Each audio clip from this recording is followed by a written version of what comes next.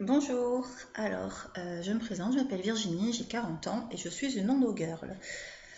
Ça fait plusieurs mois que je me pose la question à savoir est-ce que je dois témoigner ou pas. J'ai pas spécialement envie de me filmer en train de parler.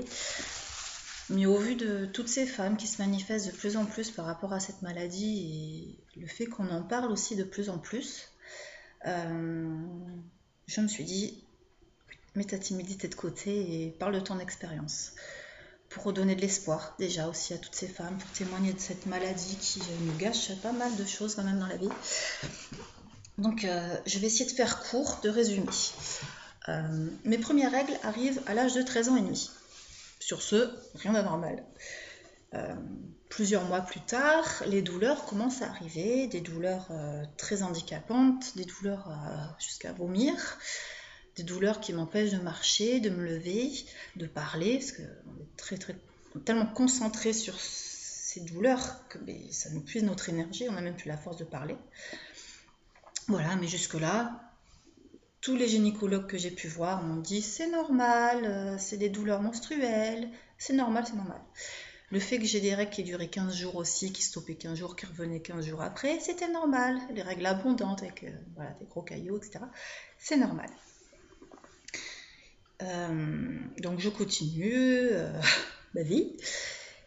Euh, je rencontre mon mari à l'âge de 21 ans, on vit ensemble, et à l'âge de 25 ans, on se décide à vouloir être parents. De là, j'arrête ma pilule et je me dis, chouette, je vais être maman assez vite. Moi, ça a toujours été viscéral. Et ben non, au bout de 2 ans, toujours pas de bébé, rien. Les douleurs sont de pire en pire. Les médecins, depuis toute jeune, me donnent des anti-inflammatoires, des antidouleurs de plus en plus forts. Ça ne suffit pas, je suis constamment en surdosage, parce que sinon je suis obligée de m'arrêter. Et je ne compte pas m'arrêter tous les mois, m'empêcher d'aller travailler, comme prétexte, j'ai des règles douloureuses donc je ne peux pas venir travailler. Quel employeur va vous prendre au sérieux? Personne. Donc les médecins me donnent des médicaments de plus en plus costauds, de plus en plus forts. Euh, Symptômes de la maladie, on en parle. Euh, donc fatigue chronique, douleur au niveau de l'utérus, au niveau du rectum aussi, selon là où c'est placé. Pour ma part, c'était fatigue chronique, douleur lors de certains rapports, douleur au moment d'aller uriner ou d'aller à la selle parce que ça me contractait, ça faisait très mal. Voilà, et puis plein d'autres petites choses qui se greffent dessus. Donc, pour reprendre la petite histoire, à 27 ans, vu que j'arrivais pas à avoir d'enfant, je commence à me poser des questions, me dire, bah mince, alors comment ça se fait, il y a un souci ou ouais. J'appelle mon mari un jour parce que des douleurs atroces, plus fortes que d'habitude. Vraiment, je n'en peux plus, j'en ai marre d'avoir mal. J'ai juste envie qu'on me mette une piqûre, qu'on m'endorme jusqu'à temps que les douleurs s'en aillent et me réveiller après. Et pourtant, je suis pas quelqu'un de douillette, je suis quelqu'un d'assez costaud qui me plaint pas, hein, je suis pas quelqu'un de plaintive. Mais là, j'en peux plus. Je l'appelle et je lui dis j'en peux plus, j'en ai marre. On peut pas avoir de bébé, j'ai mal au ventre à chaque fois, je n'en peux plus. Voilà, c'est un ras-le-bol, un ras-le-bol. De là, un collègue et mon mari perçoit la conversation et commence à lui parler de sa femme à lui, qui apparemment, enfin non, c'est pas apparemment d'ailleurs, avait les mêmes symptômes que moi. Malheureusement, elle était stérile, donc ils ont dû adopter, ils ont pu, heureusement pour le coup, après, malheureusement, elle était stérile, mais heureusement, ils ont réussi à adopter une jolie petite fille. Il lui dit, bah, écoute, va voir tel spécialiste, parce que ma femme, c'est ce spécialiste-là qui l'a diagnostiqué, comme quoi elle avait une endométriose. Mon mari m'en parle, je lui dis, bah, je ne vois pas du tout, endométriose, non, j'ai jamais entendu parler.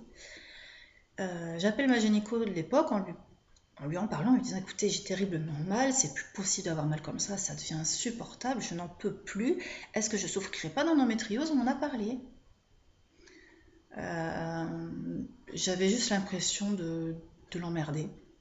Elle m'a juste dit, mais l'endométriose, ça se voit pas comme ça, mais n'importe quoi. Enfin bref. Bref, elle m'a bien envoyé promener, donc je raccroche en me disant, bon, ben, je n'irai plus la voir.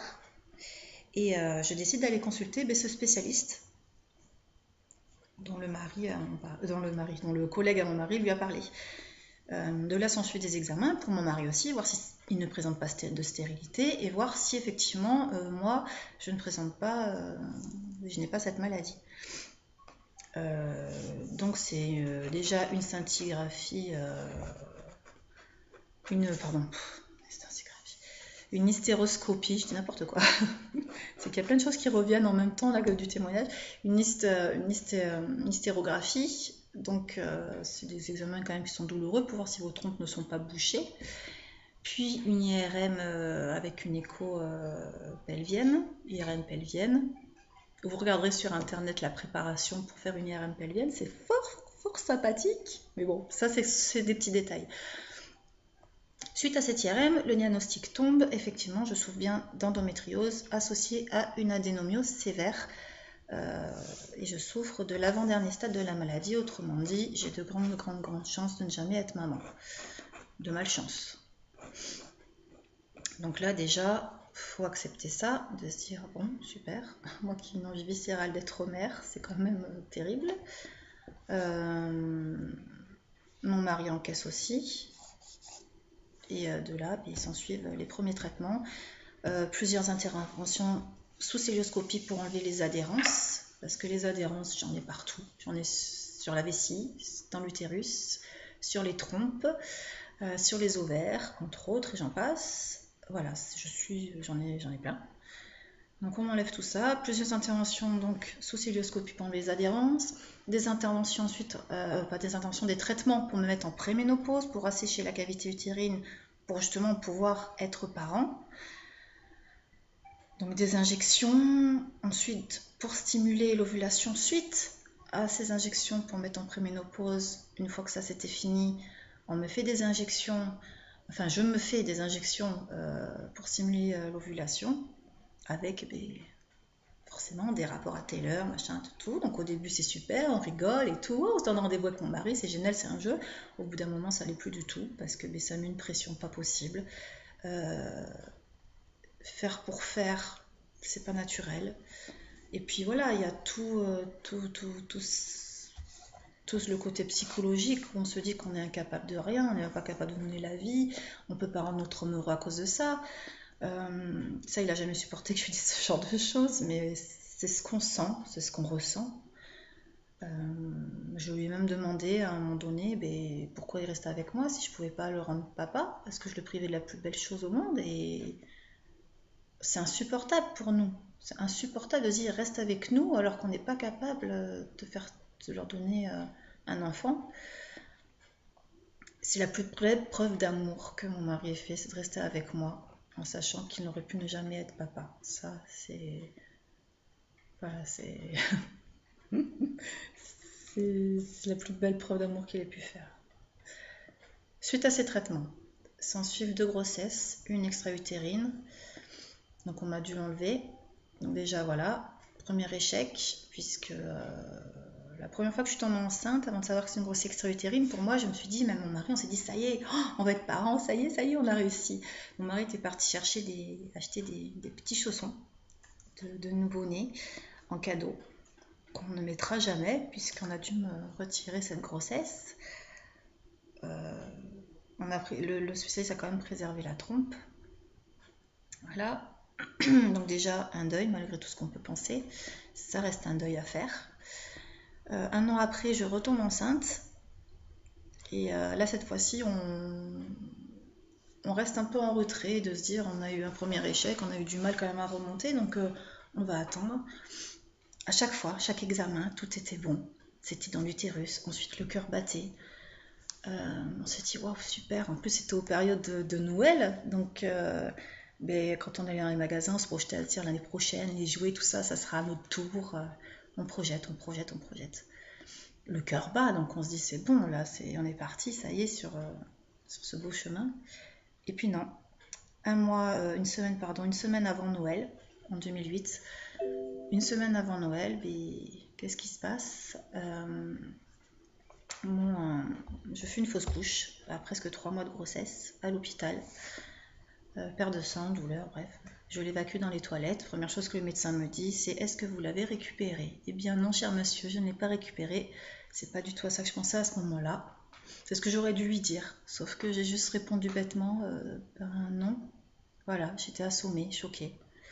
De là, on me monte en maternité, enfin avec mon mari, on nous accompagne on m'accompagne en encart sur la maternité pour voir si je dois subir un curetage ou pas. Et là, je dois passer par ce long couloir à la dernière chambre au fond, à la maternité, ce long couloir où des faire-part sont accrochés de tous les côtés. Et là, on se dit, mais pourquoi? Pourquoi je viens de perdre ce projet et tous ces faire-part, ça nous ramène au fait de tout ce qu'on a perdu. Ce petit bouchon qu'on pensait avoir dans les bras, voilà, ça nous projette. Pensez-y dans les hôpitaux, c'est des petits détails, on n'y pense pas, mais nous, quand on passe par là, vous pouvez pas savoir le mal que ça peut nous faire. De voir en photo ce qu'on vient de perdre, ces projets d'avenir, cette vie de famille, il n'y a pas de mots, c'est... Voilà. Alors ça peut paraître étrange, mais je vais vous dire clairement, quand vous avez quelqu'un comme ça dans votre milieu familial qui fait une fausse couche, une grossesse utérine, bref, peu importe, ne dites rien. Dites juste je suis là, ça nous suffit.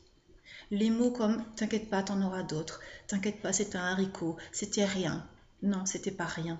Non, c'était pas rien. C'est un projet de vie, c'est un projet de couple, c'est un avenir qu'on se projetait, un enfant qu'on projetait, cette envie viscérale d'être parent. Non, c'est pas rien, c'est un deuil. Un deuil, oui, c'est un deuil, oui, d'un enfant qu'on n'aura jamais, d'une grossesse qui n'a pas pu se finir. Ce n'est pas rien. Vous imaginez pas le mal que vous nous faites en nous disant ce genre de petites choses. Ça veut dire que tout ça, c'était insignifiant. Alors que pour nous, c'était pas insignifiant. C'était un futur enfant qui allait arriver.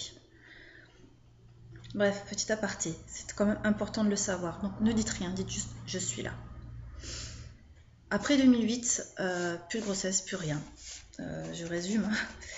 Et en 2012, après l'arrêt de traitement, donc après 8 années, à me battre avec cette maladie, à me battre avec l'envie d'être maman, je décide avec mon mari de faire une pause. On s'est dit on fait une pause d'un an, on arrête.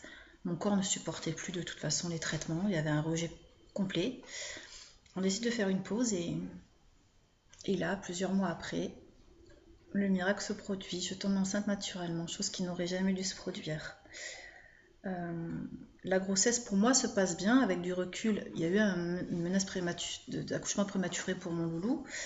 Et on a dû maturer ses poumons avec de la cortisone au cas où. Heureusement, il est arrivé 15 jours avant terme.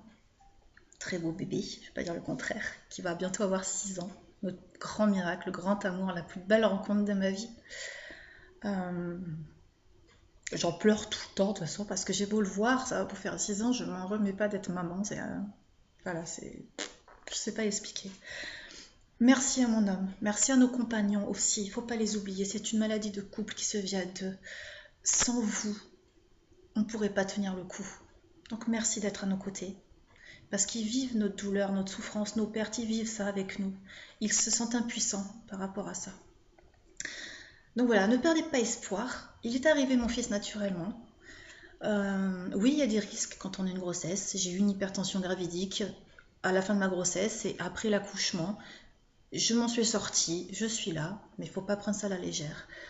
La maladie ne s'est pas arrêtée, la maladie a progressé malgré l'accouchement. Des fois on dit après un bébé, la maladie s'arrête. Non, moi ça a progressé. Les interventions dans mon cas ne sont pas finies. Elle a même progressé beaucoup plus qu'avant, donc j'en ai beaucoup plus qu'avant. Mais mon fils est là. Tout ça pour vous dire les filles, ce n'est pas normal d'avoir mal. Battez-vous, que vous vouliez être maman ou pas, battez-vous. C'est pas normal d'avoir mal pendant ces règles. Ce n'est pas normal d'avoir des règles abondantes. N'attendez pas, prenez-vous en charge à temps. Plus la maladie progresse, plus les adhérences progressent. Vessie, ça peut aller jusqu'aux poumons, à d'autres organes, ça crée des adhérences et tout ça fait que ça peut nous provoquer des maladies beaucoup plus graves pour plus tard. Donc ne prenez pas cette maladie à la légère et surtout, gardez espoir. On n'est pas toute seule. J'espère que mon témoignage pourra vous redonner le sourire et cette envie de se dire on va y arriver, on est débattantes. Voilà, gardez espoir et on n'est pas seul, mais surtout partagez et ne restez pas avec vos douleurs, ce n'est pas normal d'avoir mal.